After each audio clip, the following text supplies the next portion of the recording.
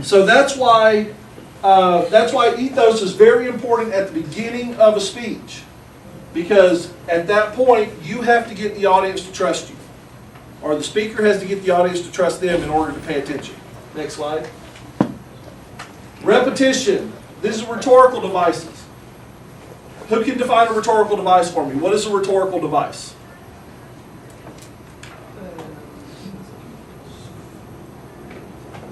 Boy, I see some hard thinking going on here.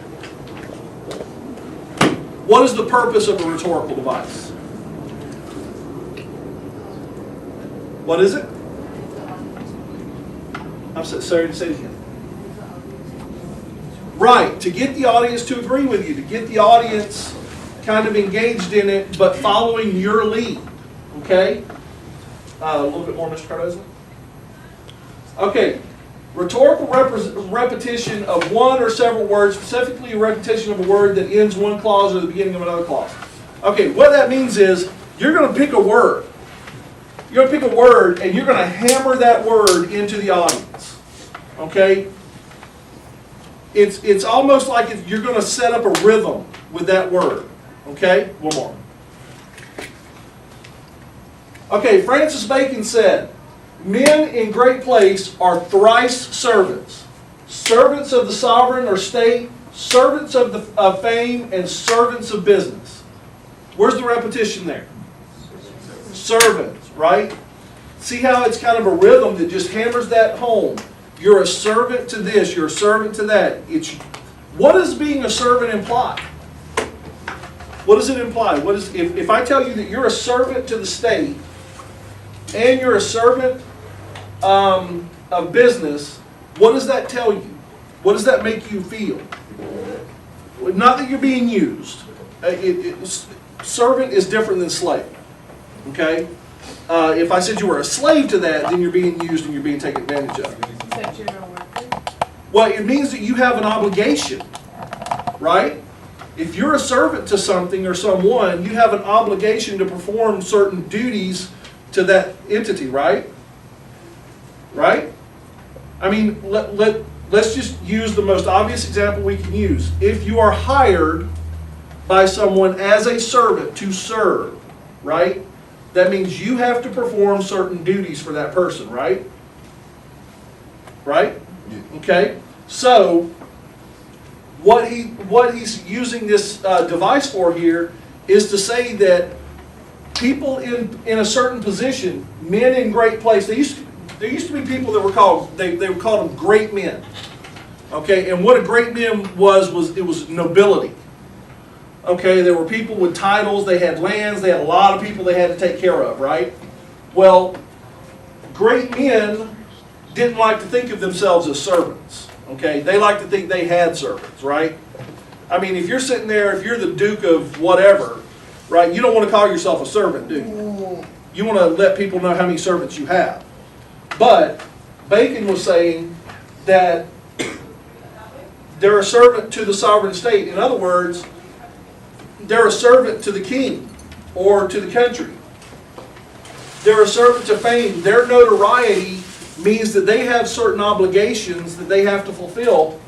And then a servant of business means they have to take care of the economic matters in their area, or else it's going to fall apart. Next one. Restatement. Next. The repetition of an idea in different words, phrases, or sentences. Okay? Basically, this is when you say yada, yada, yada, and then you come right behind it with, in other words, and you totally restate it in different words, but it's the same meaning. Next. The totalitarian world produces backwardness because it does such violence to the spirit, thwarting the human impulse to create, to enjoy, to worship. That's one way of putting it. The totalitarian world finds even symbols of love and of worship an affront. That's a restatement of what he just said. Basically, he's saying it just crushes the spirit because it doesn't even find beauty in these things that we all find beauty from. That was Ronald Reagan, right? I think you guys read this speech, right? Yeah? the Brandenburg Gate speech. Next one. Finally, rhetorical question. Next. A question not answered by the writer. A rhetorical question is what? Is a rhetorical question one that you want to have answered? Right? I'll give you guys kind of a funny instance that a rhetorical question happened when I was just a little bit younger than you guys. I was actually sitting in church one day, and I was used to church getting out at 12 o'clock.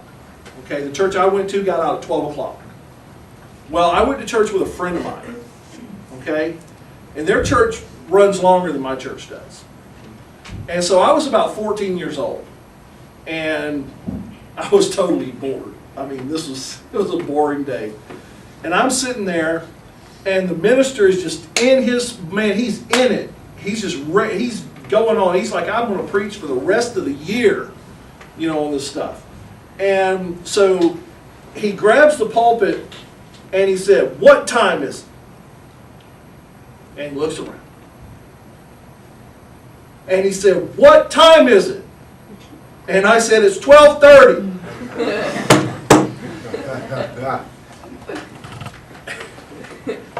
He didn't miss a beat. He didn't miss a beat. He says, "It's time to repent." And I'm like, crap.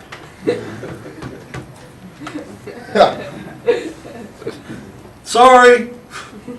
Keep going. You know? But he was asking a rhetorical question. He wasn't expecting an answer. Right? He was trying to get you to think, what time is it? I don't know, what time is it? What time is it? I don't know, what time is it? It's time to repent. Oh, thank you for telling me. Right? That's the purpose of a rhetorical question. Okay? It's a question where you set up yourself to give an answer. Okay?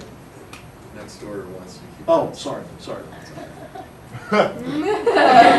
Too loud. Too loud. Okay, next. Okay. Can we forge against these enemies a grand global alliance, north and south, east and west, that can assure a more fruitful life for all mankind? Is he expecting somebody out there to go, yeah? No. Will you join in that historical effort? At that point, he's expecting the crowd to go, wow, you know, yeah, we're going to follow you, yeah. But he set that up with the first question because it's a question that makes you think. You know, can we bring all these things together to benefit everybody? And then he says, I'm going to do that. Will you do it with me? Right? Gets to be pretty powerful when you use it that way. Next one. Next. Are you guys ready for a review? No. Guess what? Next. That was a rhetorical question. See? Next. Okay. Let's look at the first one. Logos. Logos. Which one of these would apply to logos? Not unattended. E. E? 9 out of 10? Yeah, E. Right?